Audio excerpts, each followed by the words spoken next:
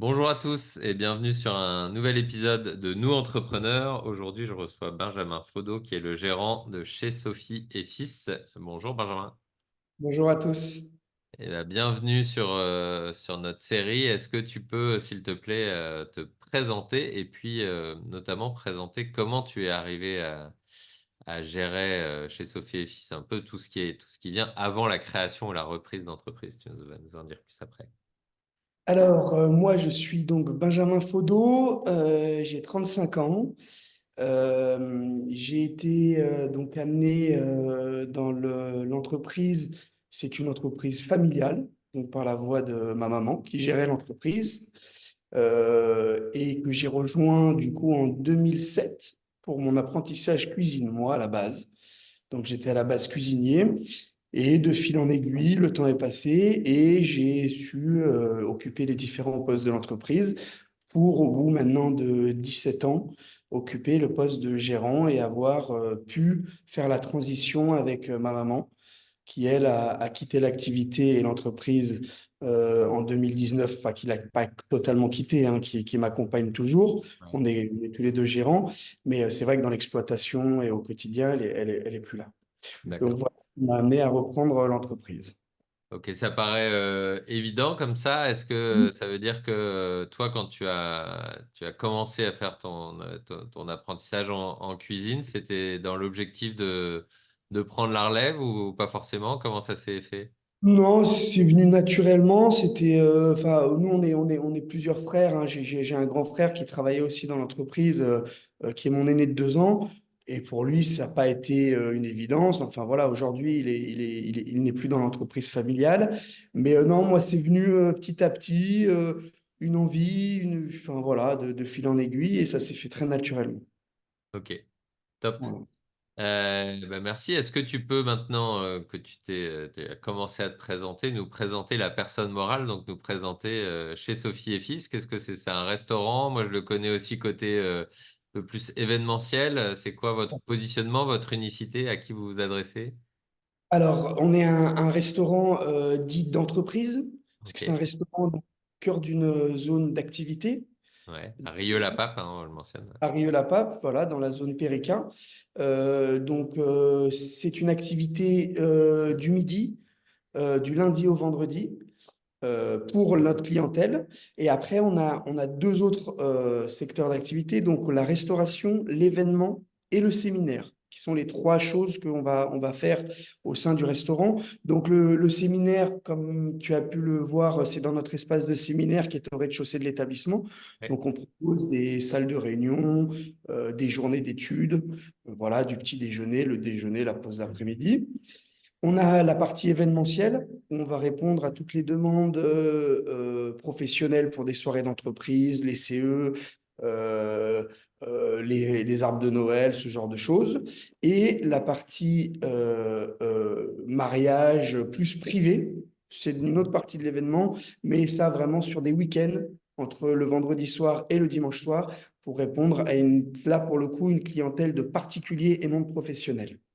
D'accord, donc vous avez une activité régulière qui est l'activité de restauration, lundi au vendredi le midi, et puis après c'est C'est plutôt de petites la choses en plus, privatisation quelque part des exactement. espaces. Ok. Parce que le lieu s'y prête beaucoup et notre infrastructure, notre salle nous permet de faire de gros événements. Ouais, effectivement, pour ceux qui ne connaissent pas, vous avez des très grands espaces intérieurs, aussi extérieurs, c'est assez sympa. Oui, on a un très bel outil de travail qui fait aujourd'hui 1900 mètres carrés répartis sur deux plateaux et une terrasse de 800 mètres carrés. Ouais. Alors, tu m'as dit en préparation, je te demandais quelle année la création. Tu m'as dit 2001, mai 1988. C'est quoi? Il y a une histoire à ce lieu? Alors, l'histoire, c'est que en fait, donc on est arrivé ici sur ce lieu parce que mon grand-père, en 97, à la faillite du Crédit Lyonnais, a racheté en fait notre restaurant était la cantine du Crédit Lyonnais à l'époque. Ok. Mon grand-père avait racheté l'ensemble de bureaux et dans ce parc d'activités, on retrouvait un bâtiment, ce qu'ils appelaient social et culturel, qui était le restaurant où on avait la cantine, le CE, les bibliothèques, enfin ce genre de choses pour les employés. Et en rachetant ce lieu, ma maman était passionnée de cuisine et il lui a proposé, si ça l'intéressait, puisqu'elle était en phase de reconversion professionnelle, si ça l'intéressait de lancer de faire un restaurant. Voilà. Et de fil en aiguille, au bout de 23 ans, on est toujours là et l'entreprise s'est transmise. On a réussi à changer d'un self-service et d'en faire un restaurant. Eh ouais, ok, top. Une question que j'aime bien poser pour éduquer notre auditoire, c'est est-ce qu'il y a des préjugés, des a priori sur ton secteur d'activité et sur lequel tu voudrais nous éclairer un petit peu?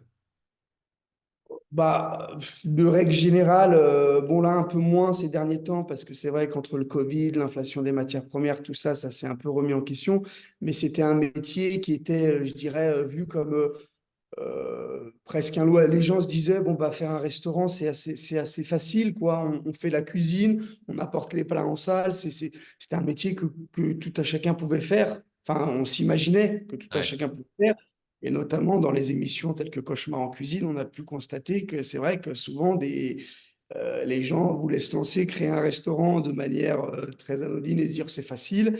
Et ça se transforme souvent en cauchemar parce que c'est un métier qui, mine de rien, demande énormément d'exigences, un savoir-faire, parce Mhm. que ça ne manque pas. Et puis, c'est un métier de service, donc beaucoup de sacrifices, beaucoup de dons de soi. Donc, Mhm. non, c'est pas, c'est loin de ce qu'on pourrait croire l'image de la facilité du restaurateur. Ouais. Et tu parlais de changement, d'évolution. C'est quoi la dynamique du secteur? On entend beaucoup les difficultés de recrutement. Est-ce que tu peux nous donner un peu un paysage, toi, de comment est-ce que tu vis la dynamique du secteur? Qu'est-ce qu'elle est? Comment est-ce que vous vous y adaptez aussi? Alors nous on a la chance de travailler en semaine et le midi uniquement. Ouais, Donc c'est vrai que là, cet aspect-là a fait que, bien sûr, on a été impacté hein, sur ce turnover et cette pénurie de main-d'œuvre. En fait, c'est pas une pénurie, c'est que les gens c'est un métier très difficile. Concrètement, c'est un métier très difficile. Donc les gens, pendant cette période de confinement, ont été obligés de s'arrêter. Nos métiers se sont arrêtés. Les gens ont découvert d'autres métiers, ouais, d'autres façons de travailler, une autre hygiène de vie. Et c'est vrai que ben, ça nous a fait beaucoup de tort. Et puis, il fallait reconnaître aussi que notre profession était mal rémunérée, mal considérée. Donc voilà, ça a rebattu un petit peu les cartes, ça a ouais, remis un petit peu, comme j'aime le dire, l'église au centre du village.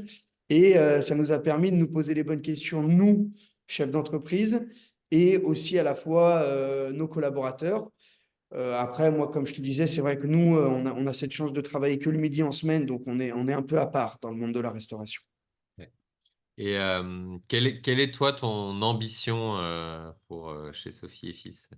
Alors, nous, on a eu dans notre histoire, donc nous, on a eu la chance en 2018, ma maman est tombée un petit peu malade et donc elle m'a commencé à me transmettre l'entreprise.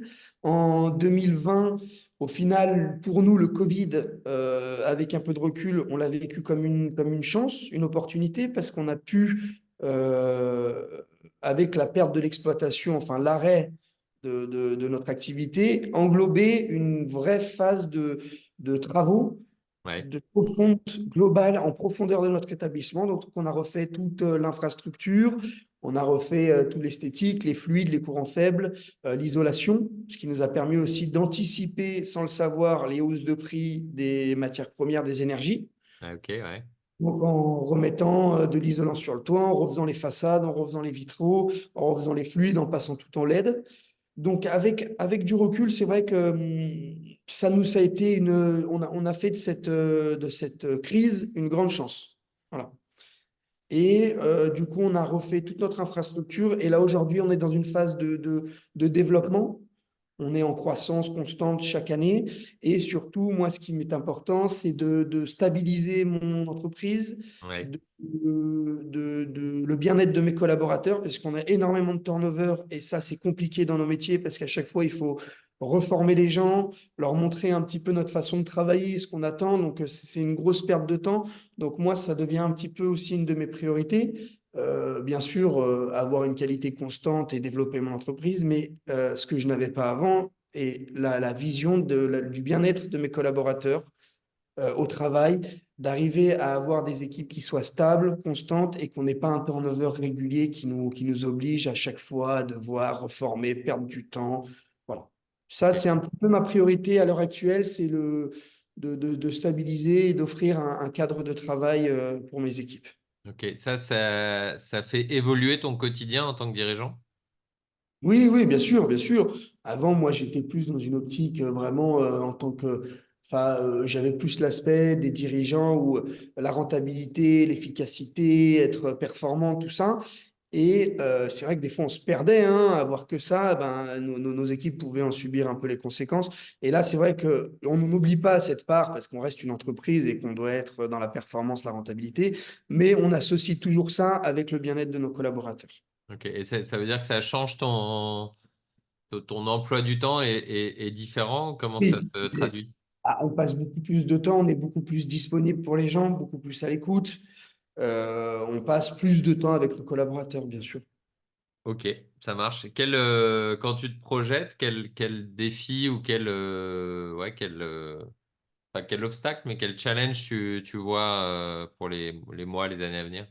Bah là, le challenge, il est constant un peu depuis la sortie du Covid, hein, c'est d'arriver à maintenir nos entreprises un petit peu à flot parce qu'on a quand même subi, ne serait-ce qu'en matière première, nous, enfin, que ça soit le beurre, la crème, le lait, les énergies, le gaz. Moi, j'ai eu des fortes hausses de gaz, d'électricité. Enfin, on a des coûts qu'on ne peut pas répercuter sur nos clients automatiquement. Donc, on est obligé, nous, de soit réduire un petit peu nos marges, soit nous faire un peu plus de volume pour englober la dépense. Mais c'est vrai qu'entre les PGE, tout ce qui découle de ce Covid, hein, à la fois, hein, je le redis, nous, ça a été une opportunité de le faire. Mais après, c'est vrai que là, on a un PGE qui s'étale sur 4 ans. On a des charges fixes qui ont augmenté et puis on a des coûts de l'énergie qui sont en train d'exploser. Moi, comme je disais, j'ai un lieu qui fait quand même 1900 mètres carrés. Hmm. Donc, en termes d'exploitation, de chauffage, de coûts fixes, c'est très dur. Voilà. Ouais, Donc, voilà, c'est ça notre objectif, c'est d'arriver à maintenir tout ça jusqu'en à peu près fin 2025, début 2026, qui va être les dates où on aura fini d'épurer tout ce Covid et tous ces PGE. Et là, après, on pourra un peu respirer et voilà. Mais là, le vrai objectif, c'est de maintenir tout ça pendant cette période de forte inflation. ça marche. Entre l'image que tu avais peut-être avant d'arriver dans l'entreprise et même en y arrivant d'abord en tant que collaborateur, l'image que tu pouvais avoir de ce que c'était de gérer une entreprise et notamment gérer celle que tu gères aujourd'hui et ta réalité au quotidien, est-ce que c'était conforme à ce à quoi tu t'attendais, parce que quelque part, d'un point de vue familial, tu le voyais déjà, ou est-ce que tu as eu des surprises? Est-ce que tu peux nous en dire un peu plus? Oui, alors moi j'ai été, alors moi je suis arrivé dans l'entreprise à 17 ans. C'est vrai que j'ai un parcours un peu atypique. J'ai connu que enfin j'ai fait un autre restaurant avant et après je suis venu directement ici. Donc c'est vrai que j'ai toujours eu une vision un peu, voilà, je suis arrivé dans l'entreprise familiale à mes 17 ans. J'ai commencé à m'associer à ma maman à l'âge de mes 20 ans. Donc j'ai toujours eu cette fibre quelque part d'entrepreneur. Après, oui, c'est vrai que j'ai été un peu, pas, j'ai eu une vision, moi, de mes collaborateurs et de l'entreprise. Je pensais que tout le monde avait la même implication ou le même degré d'envie que moi, je pouvais l'avoir. Alors que c'est vrai que c'était pas du tout la réalité. Et puis, ce qui est normal, les gens peuvent pas s'investir quand ils sont pas, enfin, quand on est chez soi, on s'investit Ouais. toujours plus. Donc, c'est vrai que j'ai eu ça m'a un peu marqué. C'est vrai que j'avais une attente des collaborateurs que je me faisais d'une vision de l'entreprise et de ce qu'ils pouvaient donner qui n'était pas réellement celle que je me suis rendu compte. Mais c'était plutôt ma vision à moi qui était tronquée des choses. Hein. C'était pas, les gens avaient leur implication à un degré normal et moi j'attendais toujours plus. C'est vrai que j'avais une vision toujours plus, plus, plus. Et c'est vrai que je me suis confronté à des moments où ça a été un peu dur pour moi d'accepter certaines choses, mais c'était normal, hein. Ouais, très bien.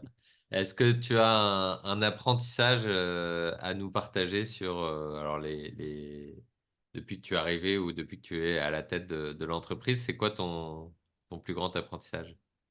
Alors moi, ça a été, bah, c'est le quotidien, hein, ça a été, moi je suis autodidacte, enfin j'ai pas fait, là je suis en plein dedans, donc c'est vrai que je suis amené à gérer des collaborateurs, tout ça. Moi j'ai que pour seul bagage un CAP cuisine, donc c'est vrai que tout ça, j'ai jamais abordé toutes ces questions que ça soit le coaching, l'accompagnement des équipes, arriver à demander le meilleur de ses collaborateurs, tout ça. Ça demande vraiment une discipline et tout ça, j'ai jamais eu. Donc, en fait, moi, c'est le quotidien, hein, c'est toutes les épreuves que je vis au quotidien qui me forgent et qui me font apprendre. C'est toute ces 5 dernières années, j'ai vraiment appris. Et là, comme je te disais en préambule, c'est vrai que le bien-être de mes collaborateurs, tout ça, c'est en fait, je suis confronté à des échecs, enfin des échecs ou des situations dans l'entreprise, notamment le turnover, et j'ai perdu des cadres, enfin des gens qui m'accompagnaient, qui étaient à des postes clés. Et ça m'a fait me remettre vraiment en question parce que ces échecs dans l'entreprise m'ont beaucoup, moi, je dirais, beaucoup pénalisé dans mon développement, dans tout ça. Donc, c'est vrai que c'est le quotidien et les échecs ou les expériences qu'on traverse qui nous forgent et nous apprennent à ne plus reproduire les mêmes erreurs. Mhm. Très bien. Merci. On arrive déjà vers la fin de l'interview. C'est un format assez court. Est-ce que tu as une actualité, un appel à l'action? Donc, on est écouté notamment par des dirigeants du Rhône. Est-ce que tu as un message à leur faire passer? Ouais, pas réellement. Après, voilà, j'ai pas réellement de message en particulier, Sur ton hein. activité, peut-être Moi, sur mon activité, bah, c'est vrai que ça serait bien que ça se stabilise un petit peu pour qu'on puisse avoir un peu plus de visibilité et qu'on soit moins dans la crainte permanente. Voilà. Nous, c'est vrai on est un peu, on a hâte que l'hiver, par exemple, se finisse, qu'on ouais, puisse retourner dehors et un peu moins allumer les chauffages, tout ça. ouais. Voilà, c'est plus dans ce centre-là et dans cet intérêt-là qu'on gagne en sérénité. Ah, Ok. parce que Et c'est donc, vrai tu que cherches, tu disais que en plus de la partie restauration, tu fais donc de l'événementiel, des oui, séminaires, etc. Peut-être oui, là-dessus, c'est alors des nous, choses sur lesquelles vous êtes spécifiquement ouvert aux entreprises du territoire? tout à fait, on aimerait bien accentuer notre développement sur toute la partie réceptif professionnel, que ce soit sur des journées d'études ou des fêtes d'entreprise. Voilà, donc l'espace séminaire qui est accessible de 2 à 180 personnes pour tout type de réception, avec des soirées, quelles qu'elles soient. Là, jeudi, par exemple, on a une soirée entreprise en partenariat avec l'association Périca, qui est une Ouais, association regroupant les dirigeants du plateau Nord, donc Satonnet, Caluire et Rieux. ouais. Et là, on a une rencontre on est à peu près 150 chefs d'entreprise qu'on va se réunir au sein de notre établissement pour échanger, partager et créer une dynamique en fonction de nos entreprises sur une action un petit peu, je dirais, locale. Ok, super. Voilà. Bon, bah, on mettra en tout cas toutes tes coordonnées pour pouvoir organiser des Bon événements point, ouais, n'hésitez d'entreprise, des pas. événements privés, le restaurant également. Moi, pour y être allé intérieur, extérieur, très, très sympa. On organise aussi des événements chez toi. C'est à cette Mais, occasion qu'on a pris l'opportunité que je exactement. puisse voilà, mettre en avant aussi ton entreprise. Donc, merci d'avoir joué le jeu de l'interview, d'avoir répondu à nos questions. Et puis, à très Merci à bientôt sur moi. un nouvel épisode. Merci beaucoup. Ciao. Au revoir.